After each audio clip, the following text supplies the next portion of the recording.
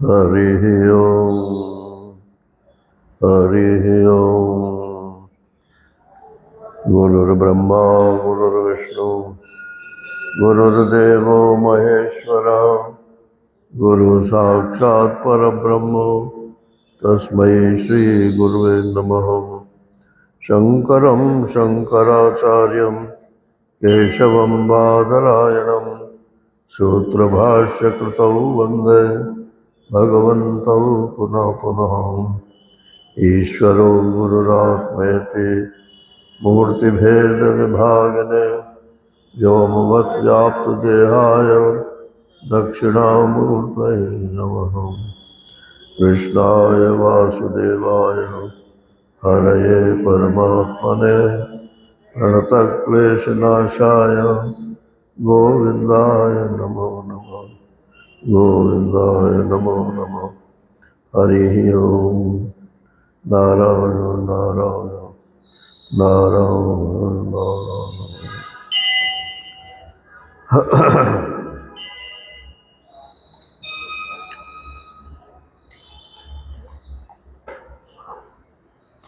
अद्वैत प्रकरण में प्रसंग जो चल रहा है वो चल रहा है कि द्वैत माइक है, माया से द्वैत मालूम पड़ता है, और जो माया से मालूम पड़ता है वो वास्तव में होता नहीं है, सिर्फ मालूम ही पड़ता है। अब ये जब हम संसार के बारे में बोलते हैं ना, तो यहाँ तो संसार मालूम पड़ता है और होता है ये भी हमारे मन में पड़ी हुई है बात। तो इसलिए कितना भी माइक माइक बोलो, वो घर नहीं करता है कि संसार में क्या है। तो वो क्यों नहीं करता है कि केवल माया से हम मानते हैं, लेकिन माया अकेली नहीं होती है। उसका जो बेसिस है, आधार है माया का, वो इतना सत्य है, इतना सत्य है कि वो झूठी माया भी जो है सत्य मालूम पड़ती है। जासु सत्यता ते जड़ माया भास सत्य एव मोह सहाया। ये संसार यद्यपि मिथ्या है, परंतु ये जिसमें दिख रहा है, इसका जो आधार अधिष्ठान है, वो इतना सच्चा है कि ये मिथ्या होते हुए भी सच्चा ही मालूम पड़ता है।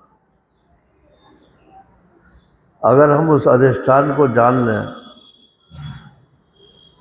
पहचान लें और अपने आत्मा के रूप से पहचान लें, तो फिर ये संसार हमको मिथ्या ही मालूम पड़ेगा। फिर इसमें कोई चकाचौंध हमको नजर नहीं आएगी। भोग्यता जो है इसमें वो खत्म हो जाएगी।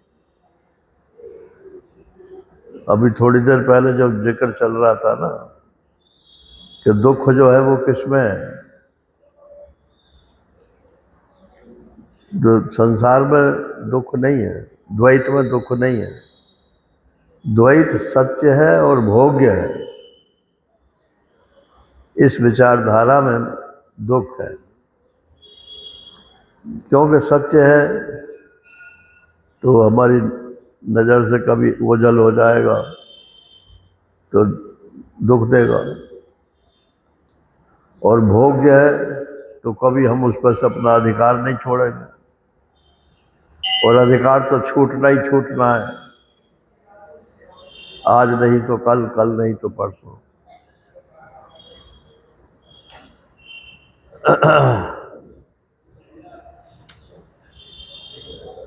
तो अपने अधिकार का त्याग करना चाहिए।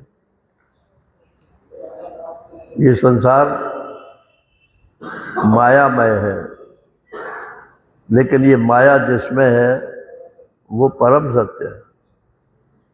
और चूंकि ये माया है, इसलिए ये भोग्य नहीं है।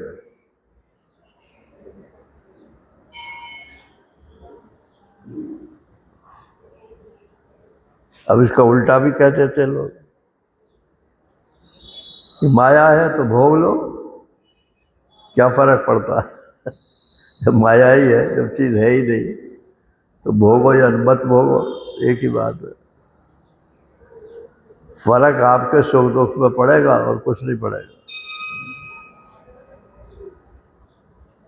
किसी भी वस्तु को यदि भोग्य मानते हैं तो उसके होने ना होने से सुख दुख जरूर हो, कम बढ़ती होने से भी सुख दुख जरूर हो।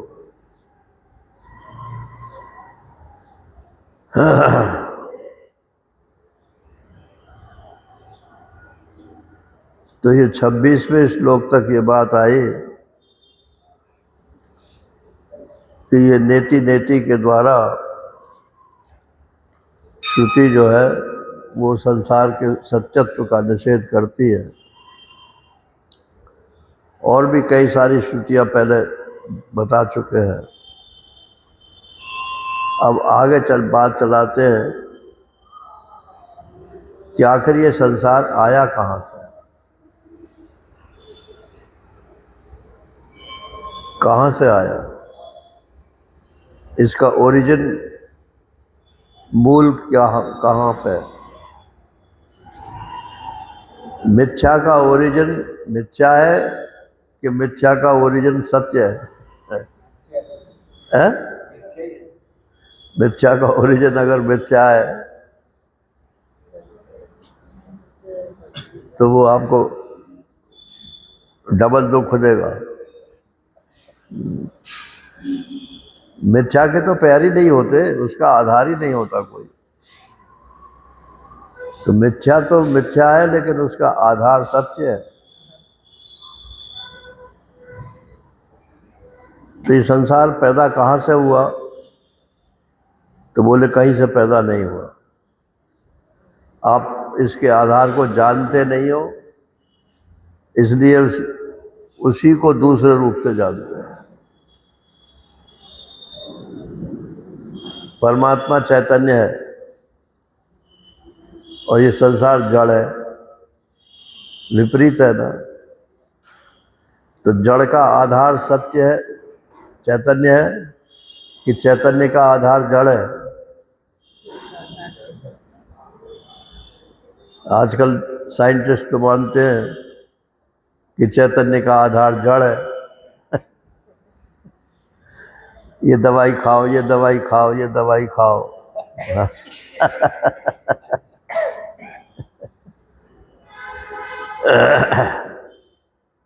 जड़ता में से ही चेतनता निकलती है।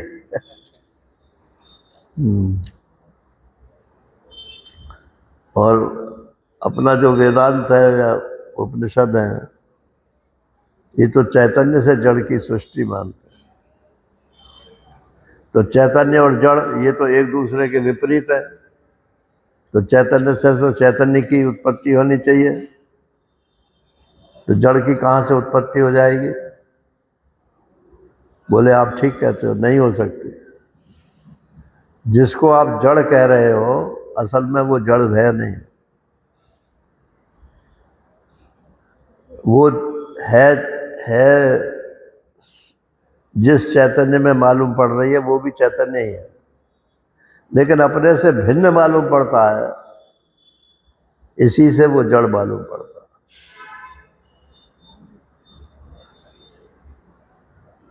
अच्छा, हम रोटी खाते हैं, रोटी जड़ है कि चैतन्य है?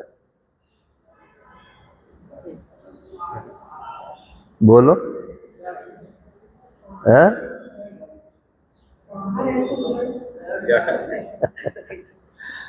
रोटी अगर जड़ है तो ये शरीर चैतन्य खाकर चैतन्य कैसे हो जाता है?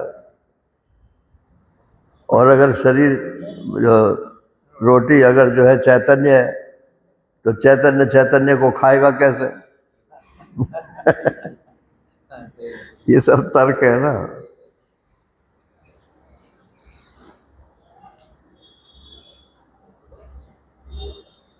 तो बोले चैतन्य में जड़ मिस्नोमर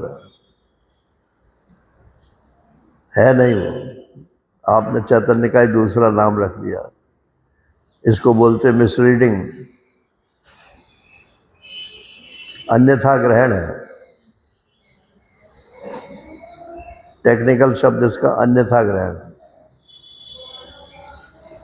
चैतन्य का जब अग्रहण होता है, माने उसका जब ग्रहण नहीं होता है तो दूसरे रूप में ग्रहण कर लेते हैं। वो दूसरे रूप को ग्रहण करना जो है उसी को अन्यथा ग्रहण बोलते हैं। तो ग्रहीता ग्रहण करने वाला चैतन्य है, तो उसका दूसरा रूप क्या होगा फिर? दूसरा रूप जड़ होगा। जड़ नहीं है वो भी चैतन्य है। रोटी भी चैतन्य है, खाने वाला भी चैतन्य है। चैतन्य से चैतन्य की पुष्टि होती है।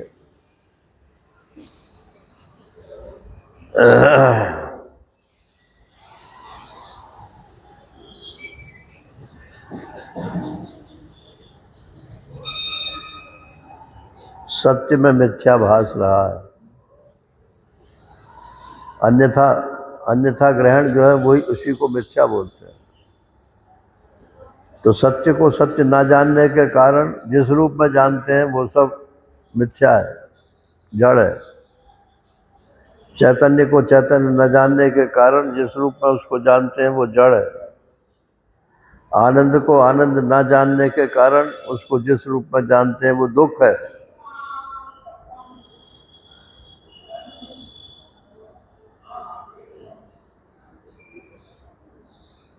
तो अब ये मिथ्या आखिर को हुआ क्यों? इसी को माया बोलते हैं। माया माने इग्नोरेंस, ना जानकारी, बेवकूफ़ी, अज्ञान।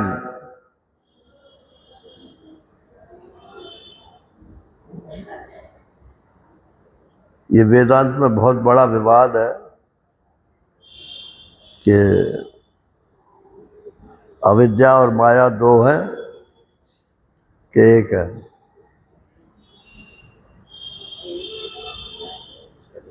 हमने तो एक लेख ही अनुवाद किया था अंग्रेजी से, उसमें प्रबुद्ध भारत में निकला था वो लेख, अंग्रेजी में था। कोई भट्टाचार्य थे उनका लिखा हुआ, ऊपर चिंतामणि में महाराष्ट्र ने छापा था, 5 खंडों में छापा था।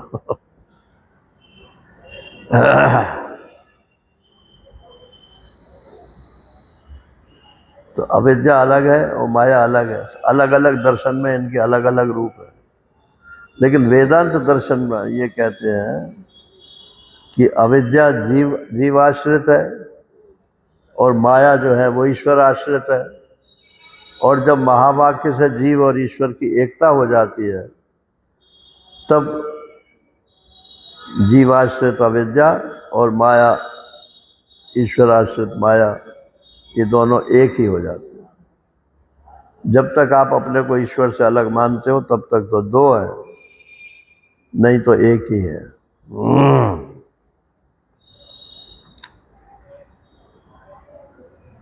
तो अनेक श्रुतियों के द्वारा ये बात बताई कि आत्मा जो है वो अद्वितीय है और उससे भिन्न और कुछ नहीं है, और यदि कुछ है तो वो सब माया है। सतो हि मायया जन्म, ये 27वां श्लोक है। सतो हि मायया जन्म युज्यते न तु तत्त्वतः, तत्त्वतो जायते यस्य जातं तस्य हि जायते। सत माने जो सद वस्तु है अर्थात आत्मा, जो सत है, अगर उसका जन्म होता है तो वो माया से ही हो सकता है। माने वास्तविक नहीं हो सकता, सिर्फ प्रतीति हो सकती है कि ये पैदा हुआ।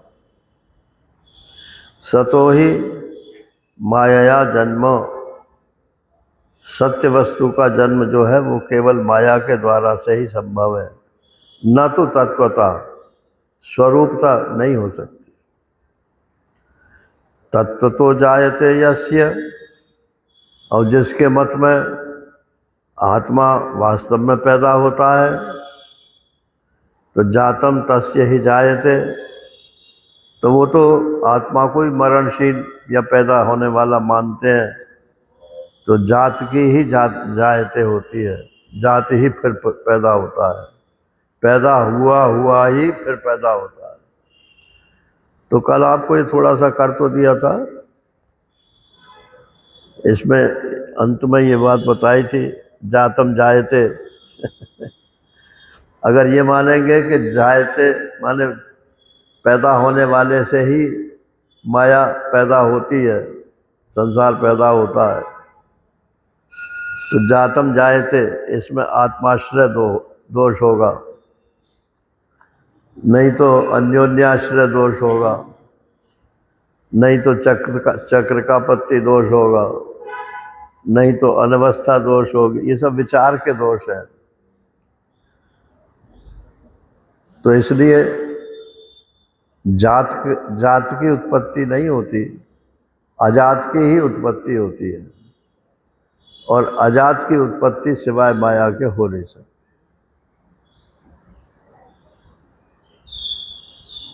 अब इसमें दो तरीके से बात बताई है कि माया से चीज़ें जो पैदा होती हैं वो दो तरीके की होती हैं। एक तो है जैसे रस्सी में सांप पैदा हो जाता है, कहीं जंगल से लाए हो सांप, उसमें रस्सी में डाला है आपने, बोले नहीं हमारे मन में है सांप, जो है वो हमारे मन में है, हमने कहीं देखा हुआ है पहले और वो हमारे मन में है। उस मन वाले सांप को हम सामने वाली रस्सी में प्रोजेक्ट कर देते हैं। ये तार्किक युक्ति तो यही है।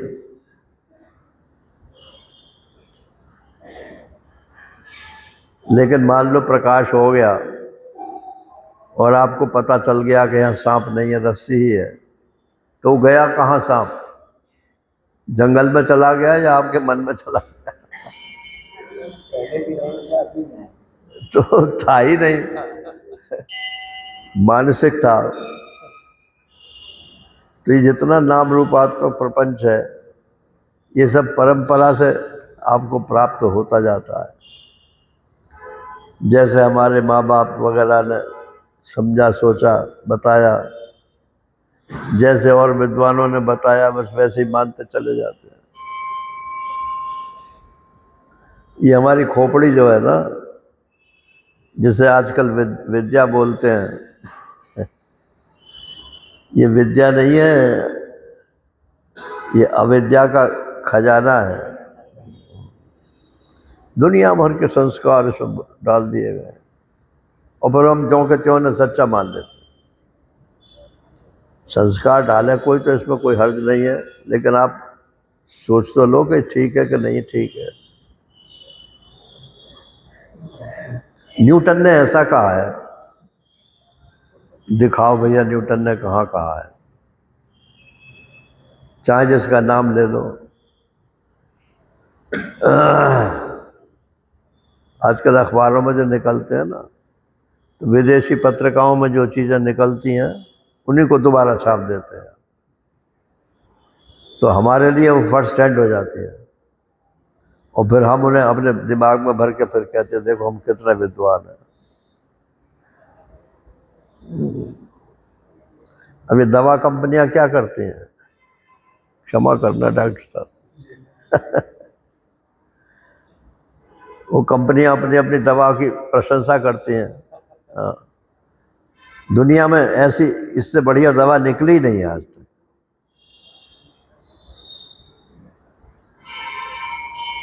ना, अगर ऐसा होगा तो ज्ञान ठप हो जाएगा। ज्ञान तो अनंत से अनंत की तरफ चलता है भाई। तुमने जितना जान लिया ठीक है, लेकिन वो अंतिम नहीं है। तो एक तो जैसे रस्सी में सांप है, ये भी माया है। उसका कोई कारण नहीं है। अकारण जो चीज मालूम पड़ती है वो सब माया कहलाती है। जादूगर जो हमको जादू में खेल दिखाता है, वो कहता है देखो अब इसमें मैं हाथ खोलूंगा तो इसमें से कबूतर निकलेगा। अब वो हाथ खोलता है तो कबूतर निकलता दिखाई पड़ता है। तो क्या हाथ में कबूतर बंद था? उसके हाथ में था ही नहीं कबूतर। वो ऑटो सजेशन से उसने जो है आपके दिमाग में भर दिया कि ये कबूतर है। थी तो वो अंगूठी लेकिन अंगूठी को कबूतर बता रहा है। और हम भी सब हाँ कबूतर है, कबूतर है।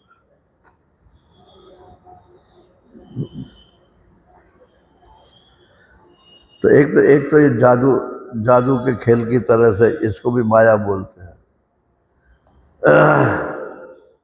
और एक माया ये है कि आकाश में उसने हाथी दिखा दिया। अब इतना भारी हाथी जो है बिना किसी आधार के आकाश में कैसे दिखाई देगा? मगर देख रहे हैं सब हाथी है। तो अन्य रूप में दिखाई दे देना और अपने ही किसी दूसरे रूप से अपने आप को देख लेना, ये दोनों माया है। ये आत्मा में जो ये शरीर हमको दिखाई दे रहा है, ये कौन सी माया है? रज्जु सर्पवत। जैसे रस्सी में सांप दिखलाई पड़ता है, ऐसे ही है। ये हाथी वाला नहीं है।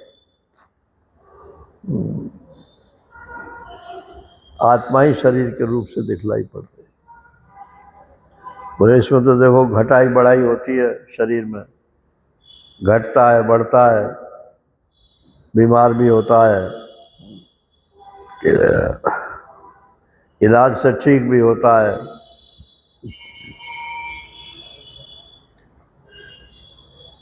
तो बोले मान लो ना, ऐसे ही मान लो रज्जु सर्पवत। सांप इसमें लहरा रहा है, देखो इसने अपना मुंह खोल दिया, अब काटेगा ये। अब वो एक चीज जब आपने सांप बांध लिया उसमें, तो लहरा रहा है ये भी मानना पड़ेगा, मुंह खोल दिया ये भी मानना पड़ेगा, काटेगा ये भी मानना पड़ेगा। ये चेन रिएक्शन है सब।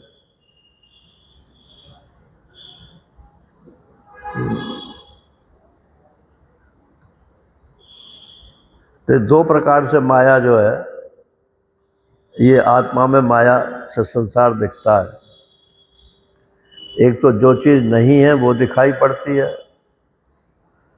और एक जो बिल्कुल ही नहीं है, जिसका वजूद ही नहीं है कहीं भी।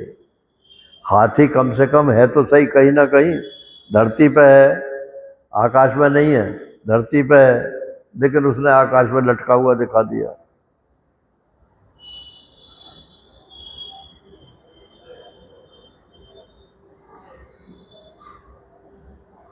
एक किस्सा महाराष्ट्र का सुनाया हुआ है, एक हमारा अपना अनुभव का है। महाराष्ट्र ने सुनाया कि एक जादूगर जो है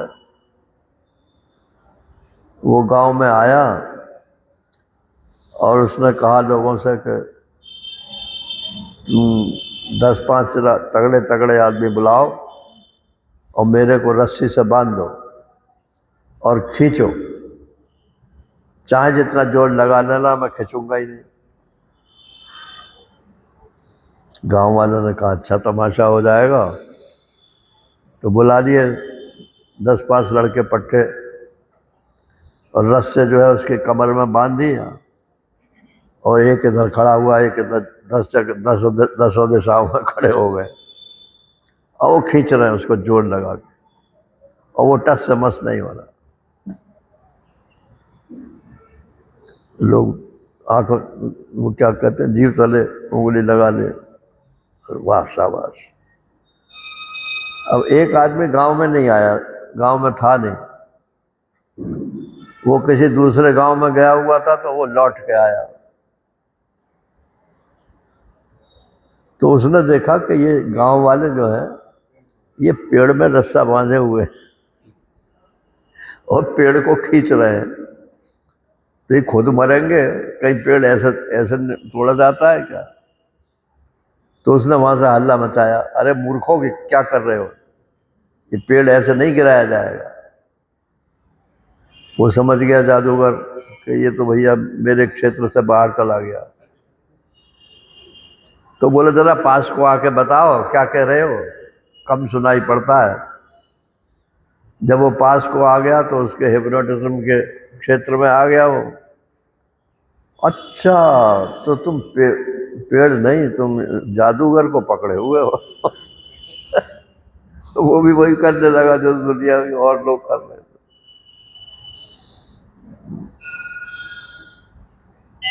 ये तो महाराष्ट्र का सुनाया हुआ है। और एक हमारा अपना अनुभव है। कॉलेज में हम यूनियन इंचार्ज थे। तो एक जादूगर आया, उसने कहा कि मुझे 50 रुपए दे दीजिएगा, मैं बच्चों को जादू दिखलाऊंगा। तो 50 रुपए कोई ऐसी बड़ी बात नहीं थी। तो उस दिन फ्राइडे था, तो फ्राइडे को लॉन्ग इंटरवल होता था। तो उसमें जो है सब लड़के इकट्ठे हो गए। अब उसने भी यही कहा, पहले तो मेरे पास आया वो कि आपके पास रुमाल है? मैंने कहा हाँ है। तो उस समय मैं अंगूठी पहनता था। बोले आपकी ये अंगूठी मेरे को दे दो। अब मुझे डर लगा, मैंने कहा ये अंगूठी लेकर भाग रहा है। खैर दे दी, मैंने अंगूठी भी दे दी, रुमाल भी दे दिया। उसने कहा देखो ये अंगूठी मैं तुम्हारे सामने रुमाल में रख रहा हूँ और इसको अपने पास रख रहा हूँ, और इस रुमाल को यहाँ रख देता हूँ, और 3-4 लड़के बुला लो जो अच्छे तगड़े हों। मैं इस बोरे में घुसूंगा और वो चारों लड़के जो हैं वो उस बोरे को कस के बांध दें और खींच के रखें, और मैं इसमें से निकलूंगा और ये रुमाल और अंगूठी यहाँ से उठाऊंगा और फिर बोरे में प्रविष्ट हो जाऊंगा। यही मेरा खेल है। अब वो ऐसा ही किया महाराज। अब चारों तरफ से लड़के खींच रहे, तो बोरा तो हिला, और हिल करके उसमें से जादूगर बाहर निकला। बाहर निकल के अंगूठी और वो लेकर फिर उसके भीतर घुस गया। अब उसने कहा कि अब रस्सा खोल दो। रस्सा खोल दिए गए, उसमें से वो निकल आया। बाद में उसको जब हमने भोजन वोजन कराने के लिए ले गए, तो हमने कहा, मैंने कहा भाई ये तुमने कैसे किया है? तो बोले मैं उसमें बोरे में घुसा ही नहीं था, मैं तो आपके पास ही खड़ा था भाई, जहाँ पे ये अंगूठी और ये रखा था। तो मैंने कहा आपको तो सबने देखा कि आप जो है ये अंगूठी उठाई आपने और उसमें घुस गए और फिर बाहर निकले। तो बोले यही तो खेल है मेरा, और क्या खेल। नज़रबंदी बोलते हैं इसको गांव की भाषा में। नज़रबंदी, हिप्नोटिज्म। जैसा वो जादूगर चाहता है वैसा ही आपको मालूम पड़ने लगता है। तो ये इतना बड़ा जादू का खेल चल रहा है नारायण, ये किसका हिप्नोटिज्म है? तो बोले ईश्वर का है। कहाँ है ईश्वर? तो सब ऊपर को उंगली कर दे। वाह है।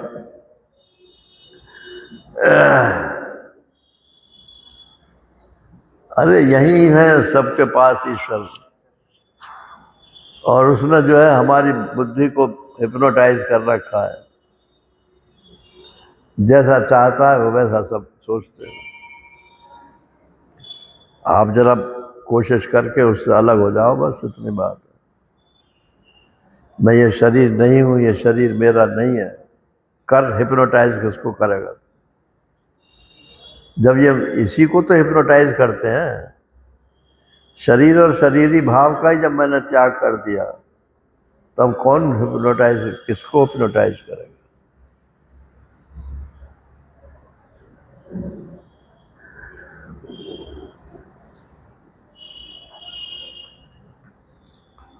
अब कहते हैं कि नहीं, हम तो ये मानते हैं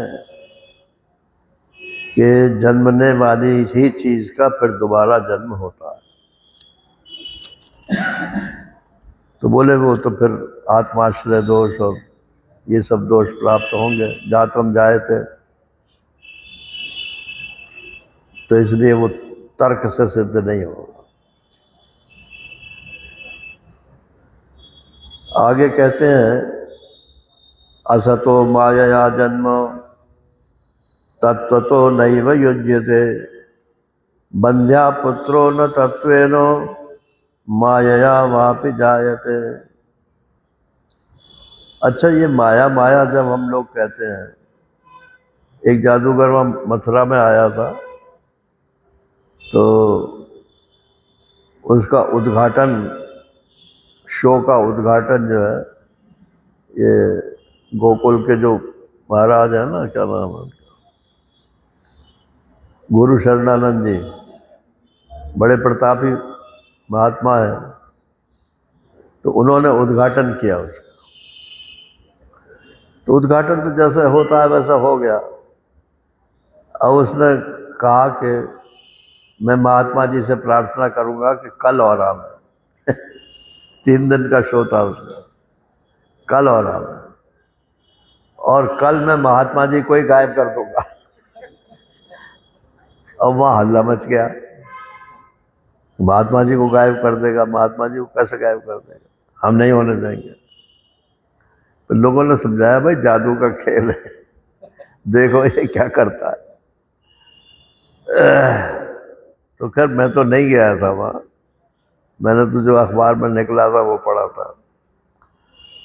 तो अगले दिन वो आए महात्मा जी, और सबके देखते देखते वो गायब हो गए, बैठे बैठे। कितनी देर गायब रहे? कोई 1 मिनट के करीब। तो जैसे ही वो गायब हुए, सोई हल्ला मचा। तो जब हल्ला मचा तो 1 मिनट के बाद फिर दिखाई देने लगे, तालियां पिट गई।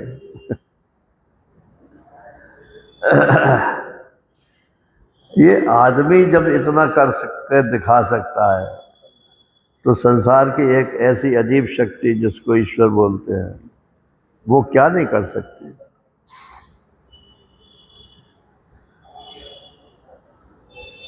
अब कहते हैं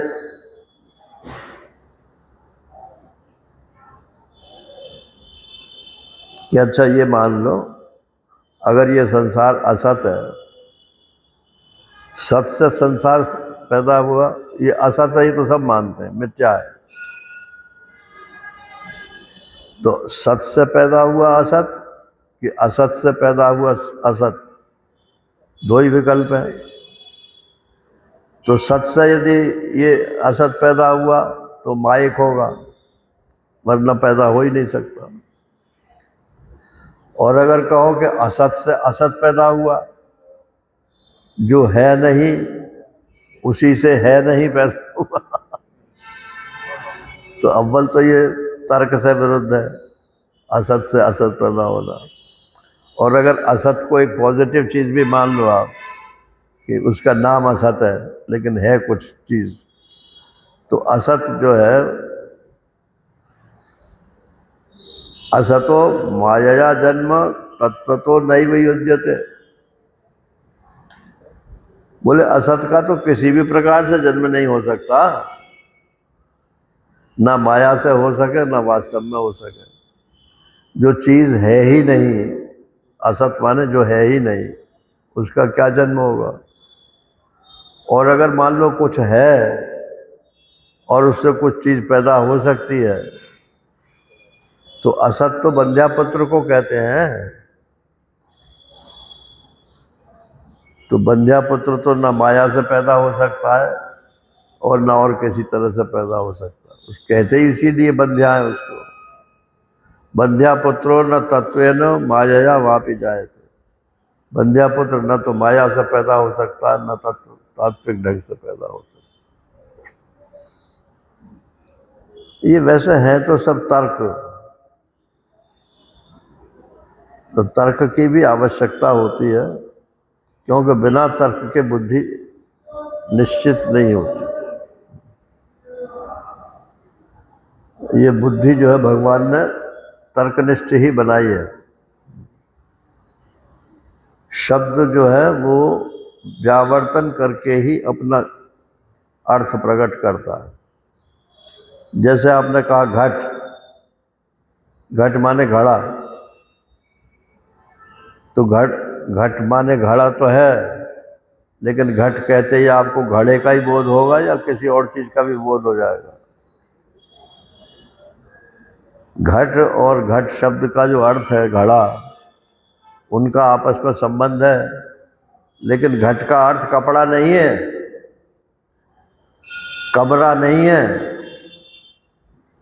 न मठ है न पट है। घट का अर्थ घट ही है। तो पट से भी अलग कर दिया, कमरे से भी अलग कर दिया, तब घट शब्द का अर्थ घट सिद्ध होगा।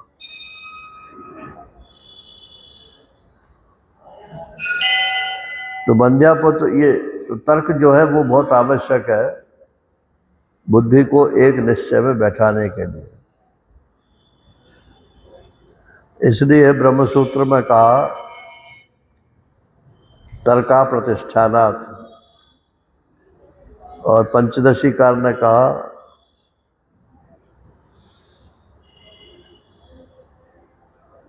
कि तर्क तो करो लेकिन कुतर्क मत करो। तर्क के तो नियम है, उन नियमों के अनुसार तर्क करो तो किसी निश्चय पे पहुंच जाओगे। और कुतर्क तो ये है कि एक आदमी घर से निकला, वो कुछ काम धाम नहीं करता था, पत्नी ने बहुत जोर दिया कि तुम ऐसे बैठे कब तक खाओगे। तो गया, बोला अच्छा जाता हूँ, मुझे रोटी दे दे। 2-3 रोटी बना के दे दी उसने, गया, थोड़ी देर पीछे वापस आ गया। अरे बोले तुम गए नहीं? कि नहीं गया था। तो तुम तो वापस आ गए। कि माला माल होके आया हूँ। कितनी देर में माला माल हो गए? कि हाँ। कि क्यों, कैसे? कि वहाँ कुछ लोग आपस में बहस कर रहे थे। एक पक्ष कह रहा था कि मुर्गी के 2 टांगें होती हैं, दूसरा पक्ष कह रहा था कि मुर्गी के 4 टांगें होती हैं। तो मैंने कहा कि नहीं, मुर्गी के 3 टांग होती हैं। और उसमें 1000 रुपये की शर्त लगी हुई थी। तो मैं तो निश्चित रूप से जो है जीतूंगा, इसलिए मैं गया ही नहीं। मैं आ गया, अब जब तक उसका रिजल्ट ना आवे तो 1000 रुपये हमको मिल जाएंगे। तो पत्नी बोली कि वाह, मुर्गी के 3 टांग कहाँ से होंगी? तुम तो हारोगे निश्चय, वो तो 2 ही टांग होती हैं। अरे बोले होती है तो इससे क्या मतलब है? मैंने 3 टांग कह दी तो 3 ही टांग होती हैं। मैं मानूंगा ही नहीं कि 2 होती हैं, तो मैं क्या कोई हारोगा थोड़े। तो कुतर्क तो ऐसा होता है नारायण। तो तर्कताम माँ को तर्कताम, ये पंचदशीकार ने कहा कि तर्क तो करो लेकिन कुतर्क मत करो, जिससे कहीं पहुंच नहीं सकते, ऐसा तर्क नहीं करना चाहिए। तर्का प्रतिष्ठानात्, आपसे ज़्यादा बड़े बड़े तार्किक हैं, आपके तर्क को हराने के लिए कोई बड़ा तार्किक मिल जाएगा। ये चैतन्य महाप्रभु जो थे ना, तो जब ये सन्यासी नहीं हुए थे तो विद्वान थे, तो वहाँ एक कोई आ गया विद्वान तार्किक, तो उसके साथ शास्त्रार्थ में भिड़ गए। और वो अपने को बड़ा विद्वान मानता था, चारों तरफ उसकी शोहरत भी थी, लेकिन उसको इन्होंने हरा दिया। अब हरा तो दिया, लेकिन इनके मन में टीस हो गई कि मैंने एक विद्वान को हरा करके मुझे मिला क्या। उसको नीचा दिखाया, सर यही तो मिला ना। फिर उन्होंने मन में कर लिया कि मैं किसी के साथ शास्त्रार्थ करूंगा ही नहीं। बहुत बड़े नैयायिक थे चैतन्य महाप्रभु।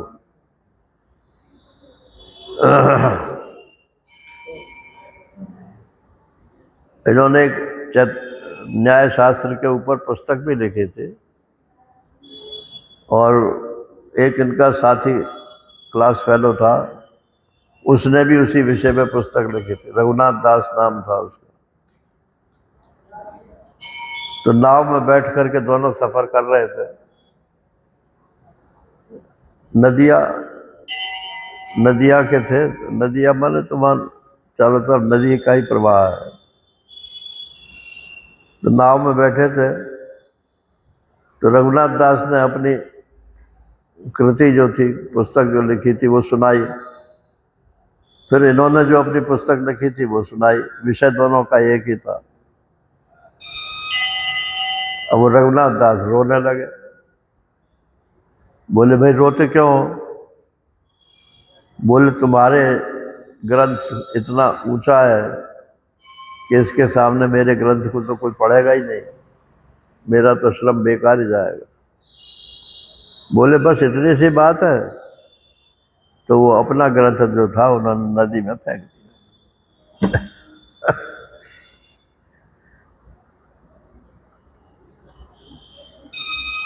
भक्त बनना होता है तो कुछ त्याग करना पड़ता है। ऐसे ही ज्ञान निष्ठ होना पड़ता है, तब भी त्याग निष्ठ होना पड़ता है। त्यागे नहीं के अमृतत्व मानसु, बिना त्याग के अमृतत्व का भोग नहीं कर सकता।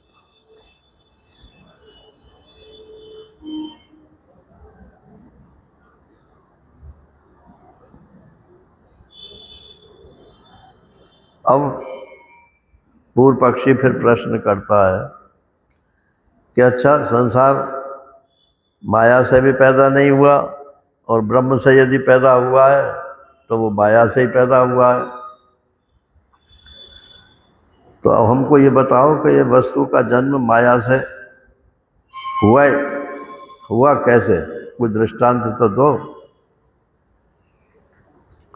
तो 29वें श्लोक में कहते हैं, यथा स्वप्ने द्वयाभासम स्पंदते मायया मनः, तथा जाग्रद्वयाभासम स्पंदते मायया मनः। ये श्लोक है तो छोटा सा, लेकिन बहुत गंभीर है। इसमें मन शब्द का 2 बार प्रयोग है। यथा स्वप्ने द्वयाभासम, यथा माने जिस प्रकार से, स्वप्न में द्वयाभासम, दोपना। सपने में क्या नहीं दिखाई पड़ता, सब तो दिखलाई पड़ता है। तो द्वैत का आभास स्पंदते, उसका भाव मालूम पड़ता है ग्राह्य ग्राहक भाव से। वो कैसे मालूम पड़ता है? सपने में 2 कहाँ से आ गए? सपने में 2 कहाँ से आ गए?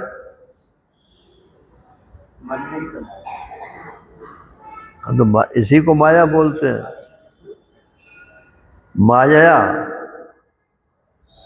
माया के द्वारा आ गए। ये माया का स्थान कहाँ है? कि मना। यहाँ मन माने अंतःकरण पूरा ही लेना चाहिए। मन बुद्धि चित्त अहंकार को सब मिला करके। तो मन में ही विक्षेप शक्ति रहती है, और मन में ही निश्चयात्मक शक्ति रहती है। बुद्धि जो है वो निश्चयात्मक शक्ति है, और मन जो है वो विक्षेपात्मक शक्ति है। तो जैसे स्वप्न में दो होता नहीं है, दृष्टा दृश्य दो चीज़ें नहीं होती हैं, लेकिन दृष्टा दृश्य का द्वैत जो है वो स्पंदित होता है माया के द्वारा। और माया किसमें काम करती है कि मन में माया के द्वारा द्वयाभासम, दो का आभास होता है, एक दृष्टा और एक दृश्य। मैं सपना देखने वाला और सपने में दिखने वाली चीज़। तथा उसी प्रकार से जागृत द्वयाभासम, जैसे स्वप्न में होता है ऐसे ही जागृत में भी दो का भान होता है। स्पंदते, यहाँ भी स्पंदन ही है। माया के द्वारा जैसे सपने में था, और किस में था कि मना, ये भी आत्मरूप मन है।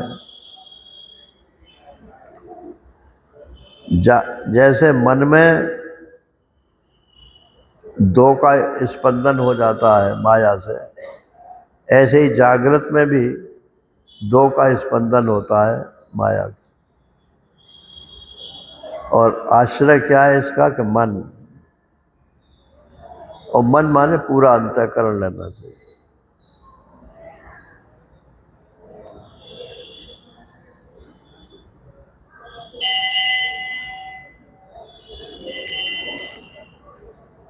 अच्छा एक बात बताओ, असल में वेदांत का जो सत्संग होता है ना, ये कुछ धारा प्रवाह प्रवचन नहीं होता है इसका नाम वेदांत का सत्संग नहीं है। वेदांत का सत्संग तो प्रश्नोत्तर रूप से होता है।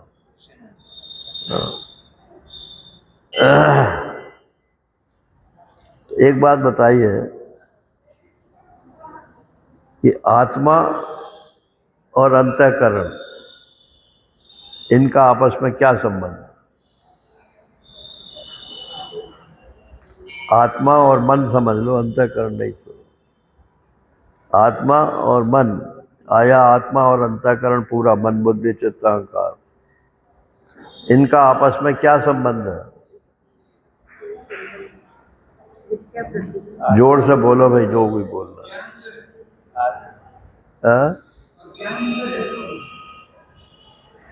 अज्ञान से मिथ्या प्रतीति हो रही है आत्मा। अज्ञान से मिथ्या प्रतीति हो रही है, नहीं है ना, तो संबंध से पूछा है।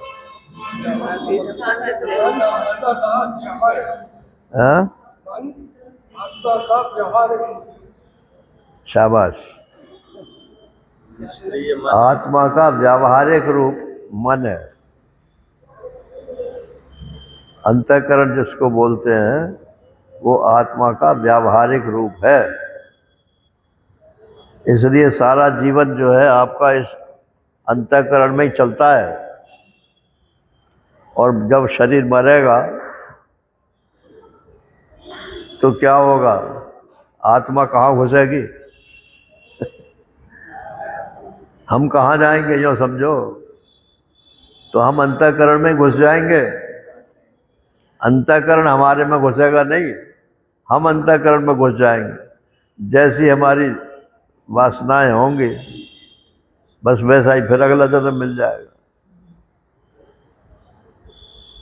तो तीन चीजें हो गई, एक शरीर हो गया, एक शरीर के भीतर अंतःकरण हो गया, और एक हम आत्मा हो गए। तीन चीजें हो गई। तो आत्मा तो मालूम नहीं पड़ता है, सिर्फ नाम ही नाम सुनाई पड़ता है, लेकिन अंतःकरण तो साफ मालूम पड़ता है। मन मालूम पड़ता है, बुद्धि मालूम पड़ती है, अहंकार मालूम पड़ता है।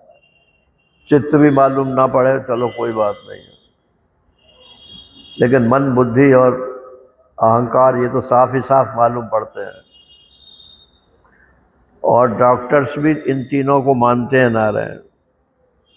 उनके स्थान के बारे में मतभेद है कि मन यहाँ है कि यहाँ है कि यहाँ एक न्यूरोलॉजिकल डॉक्टर थे, तो उनसे मैंने पूछा, मैंने कहा बताइए हमारे साइंस में और आपके साइंस में क्या फ़र्क है? आपका हमारा मन जो है वो आपके कहाँ पर स्थित है? तो कुछ तो उन्होंने जवाब देना शुरू किया। फिर जब क्रॉस क्वेश्चनिंग किया तो बोले साहब ऐसा है, जितना हम न्यूरोलॉजी के बारे में जानते हैं वो तो पूरी न्यूरोलॉजी का 10वां हिस्सा भी नहीं है। ढर्रे से काम चल रहा है, बस बड़े बड़े ऑपरेशन भी हो रहे हैं। नारायण। तो 3 विभाग तो समझ में आ गए ना, ये आत्मा, अंतःकरण और शरीर। तो मरने के टाइम पे शरीर तो यहीं पड़ जाएगा और आत्मा जो है वो अंतःकरण में घुस जाएगा, और अंतःकरण में जैसी वासना होगी बस वैसा ही वो अंतःकरण चला जाएगा, उसके साथ हम भी चले जाएंगे और हमारा भी कहीं ना कहीं जन्म हो जाएगा।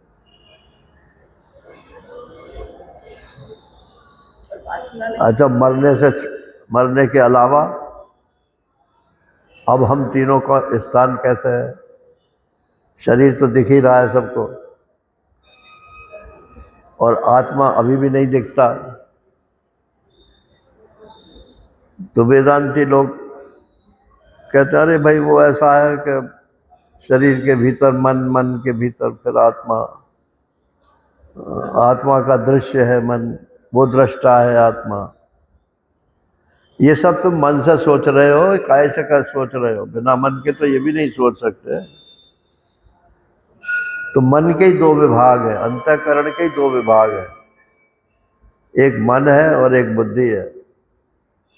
बुद्धि से हम सोचते हैं कि हम क्या हैं क्या नहीं है, और मन जो है वो उसको प्रस्तुत करता है। कुछ इंद्रियों के माध्यम से बाहर से प्रस्तुत करता है, कुछ कल्पना से प्रस्तुत करता है।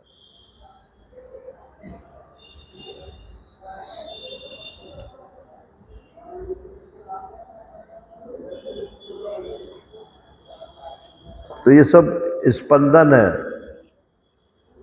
स्पंदन माने फुरफुराहट। मन की फुरफुराहट का ही नाम जो है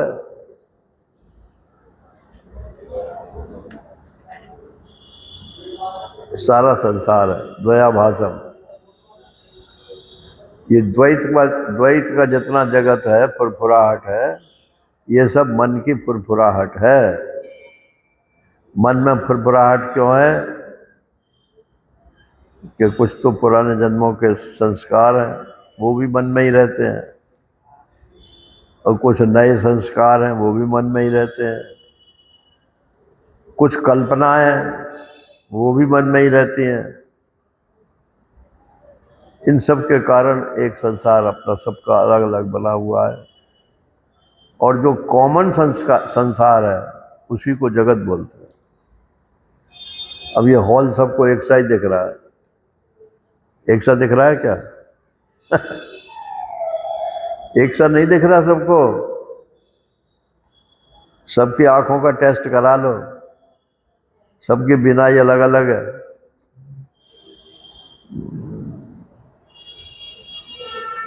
तो बाई एंड लार्ज एक सा है।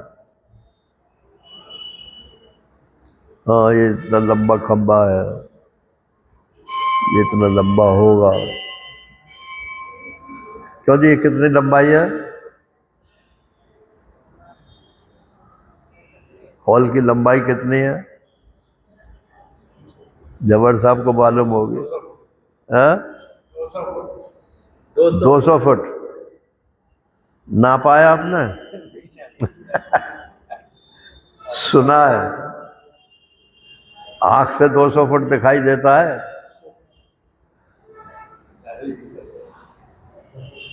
और फुट की कल्पना क्या है? ये तो सब साइंस में पढ़ाया जाता है ना। इंटरनेशनली हमने मान दिया कि इतने हिस्से को हम 1 फुट बोलेंगे, और सबने मान लिया कि हाँ इतना 1 फुट कहलाएगा। मान्यता के अतिरिक्त और क्या है संसार में?